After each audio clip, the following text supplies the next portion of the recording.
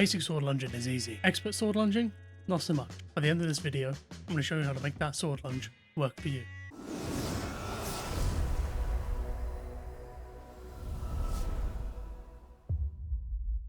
I hate to bore you with the basics, guys, but we're going to go over a basic sword lunge.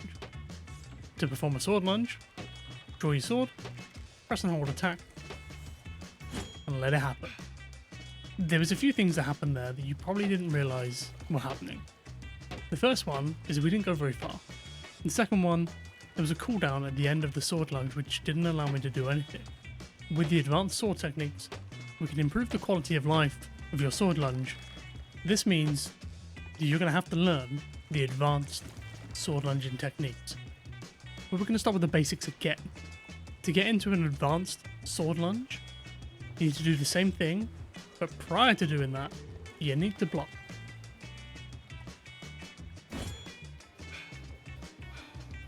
That gives us the foundations of a basic advanced sword lunge. Again, we didn't go very far, but with this next bit, you'll be able to go even further. All you need to do is block, attack, and jump. And you get quite a bit more distance on that. The point at which you need to jump is at this sound here. Alternatively, you can watch for the sword going forward. Doing this still prevents me from drawing anything. As you can see, when I press the button, it's very quick to swap between everything I have. Performing a sword lunge adds a cooldown at the end of the sword lunge. I'm still spamming the button and it still took just as long to draw my weapon. Now you have the basics of the advanced sword lunge. By performing a basic advanced sword lunge, your mobility goes up. Before, with a basic sword lunge, you wouldn't be able to get onto this dock because this is in the way.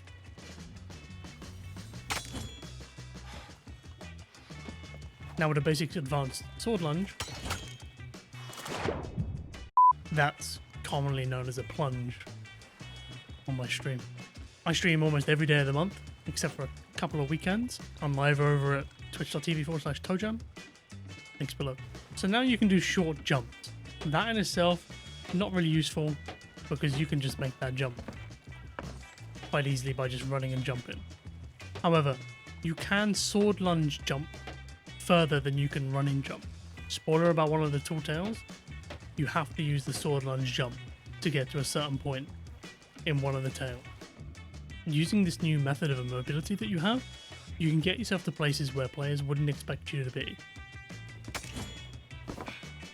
Don't get me wrong, this isn't an amazing place to be able to get to, this is just an example. Performing a sword lunge jump allows you to sword surf in the water for quite a good distance.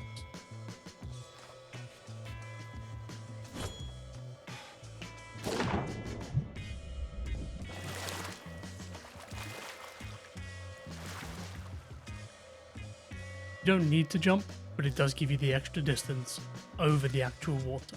I've shown you how to basic sword lunge, basic advanced sword lunge, and how to use the sword lunge for mobility. What I'm going to show you now is how to stop a sword lunge from happening. There are 3 ways you can prevent a sword lunge from happening. The first one is situational, because you either need to be on a ship or near a ladder. It involves grabbing an object while you sword lunge. It's very easy to do. Just charge your sword lunge and grab an object. And it works on everything. This stops the sword lunge completely. The one I find that I use the most is when I grab a cannon. And I find I do this when I'm preparing to sword lunge down below deck and they see it happening and they hide. So that guy there, I'm about to sword lunge him, he sees it happening so he disappears, I grab this and he's left waiting. This allows me to move in and do whatever I need to do. Predicting a sword lunge is very important, but we will talk about that later. The reason why you would use this sword lunge is if you're going to fall off the ship, or if you're going to put yourself in a position where the enemy is going to have an advantage on you. It's silent as well. Otherwise, what might happen is your sword lunge, you'll end up down here and you won't be able to do anything. If you don't have anything to grab onto, the most effective way to do it is to jump. However, if there's a low ceiling above you, then this is going to make that difficult. What do you do? Charge, attack, jump. That prevents you from going forward, which is usually the reason why you want to cancel a sword lunge. You need to remember though, there is that cooldown on a sword lunge. And if somebody hears you charging up a sword lunge, and then they hear the sound of you hitting something or not hitting them, they may see that as an opportunity to advance on you. Much in the same way as if you're playing an FPS game and you hear somebody reload, you know it's relatively safe to get involved. The last technique is a lot more complicated, but very effective. It requires bunny hopping and hitting something on the way. The easiest way to do this is to hit the floor first before you go anywhere.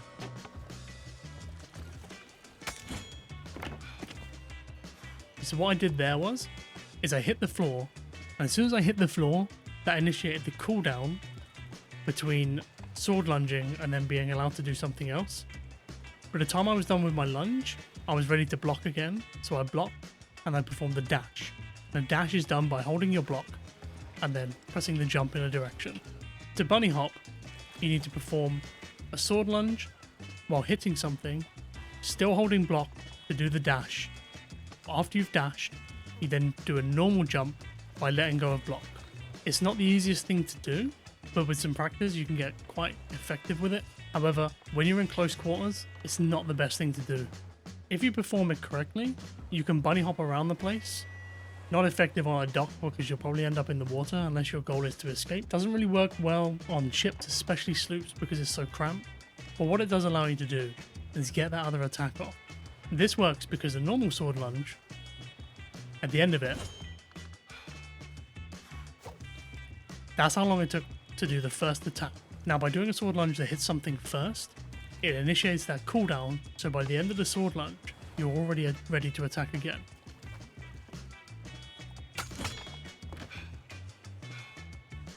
While the bunny hopping can make you more agile, more mobile, make it harder for you to be hit, it's not the most important thing when it comes to doing that. Bunny hopping is what we're going to do at the end of this little trick. But to perform a bunny hop sword lunge, you need to hit something on the way while you're sword lunging. Right at the start of the sword lunge, preferably. As you'll see there, because I hit the ground, the cooldown that I would normally get from doing a sword lunge had already started, which meant by the end of the sword lunge, I was ready to block immediately. I'll show you again.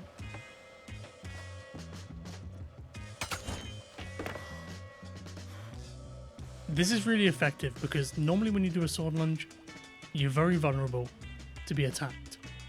This allows you to output damage and defend yourself. The reason why I call it a bunny hop sword lunge is because usually at the end of the sword lunge, we do a little hop.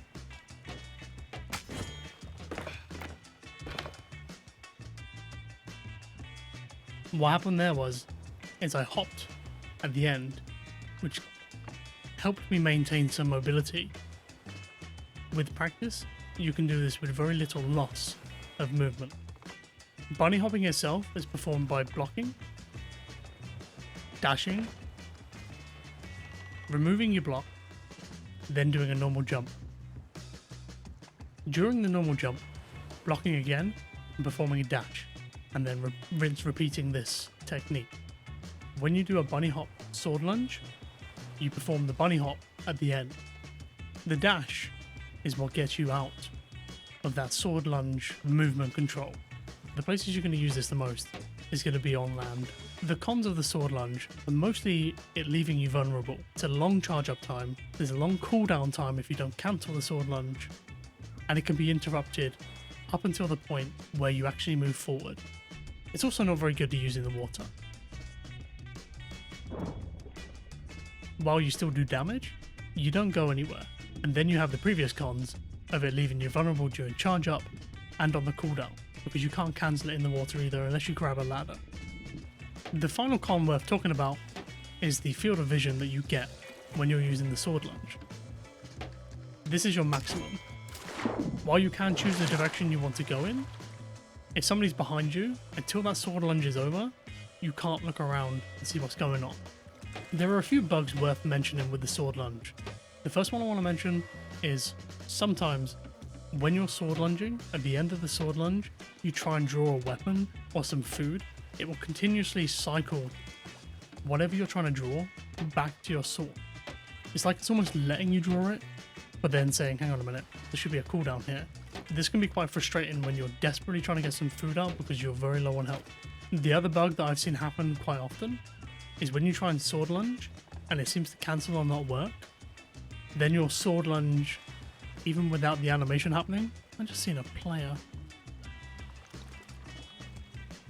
Hang on, the ship just turned up. He's panic left. It's fine. We'll carry on.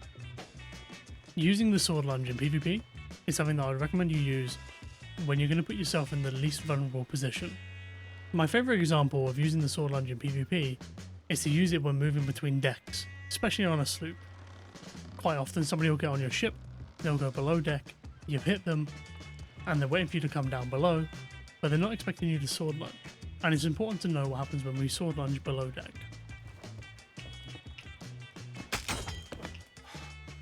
You'll notice that going below deck with a sword lunge, you inevitably hit something on the way, which enables that cooldown to happen, immediately allowing you to block again. The issue you have with sword lunging below deck on a sloop is that there are two different ways that they can go in such a short space that if they see you coming down one way, they can circle around you. The advantage of sword lunging while you're on the top deck of a ship is that the sword lunge has a knockback effect, and often, on a sloop, you'll knock someone off the ship, and in certain situations, that can actually be quite beneficial. It allows you to reset the fight and carry on. If you're using the sword lunge in PvP, I recommend you do so as a hidden attack where possible. Out in the open, it's very easy to predict where you're going to go, and you just give yourself up to the enemy, especially if they're holding a blunderbuss, for example. You allow them to sidestep you and just one-shot you. If you're confident that you can land a sword lunge, it's important to know that it goes through another pirate's sword block. The sword lunge, in my opinion, is best comboed with either the eye reach or the pistol, because if you manage to hit them with either of those, you know that they have 50% health or less, meaning that a sword lunge which does 50% damage is going to kill them. However, with the current hit registration issues, it is still a gamble. If you are going to try and use the sword lunge against another pirate in PvP, you need to make sure that you don't get hit. If you get hit, it's going to cancel your sword lunge, which then gives them more opportunity to hit you. Hello, Karen. You know what you should try and do while you're sword lunging? Subscribe with the notifications on. Every PvP fight is going to be different. There isn't going to be one size fits all when it comes to fighting, especially using the sword lunge in every fight. Sometimes in a PvP fight, you might not use the sword lunge at all. If you are going to sword lunge at someone, combine it with hops and jumps and erratic movements as much as you possibly can to make the person that you're going to sword lunge at second guess where they think you're going to end up. This also makes you a harder target to shoot. My last bit of advice to you folks is just practice. Anytime you're not doing anything, just practice. If you're just sailing from point A to point B, practice by lunging on the ship. Getting the jump down at the end of the lunge is probably going to be your first hurdle if you don't know how to do it. And that's pretty much it. That is everything that I feel like you need to know about sword lunging. If you think I've missed something, you've got any comments or questions, feel free to stick them down below. I'll read them and I'll pin the best ones. And if you're into solo slooping, I've got a whole video on it. Check it out here.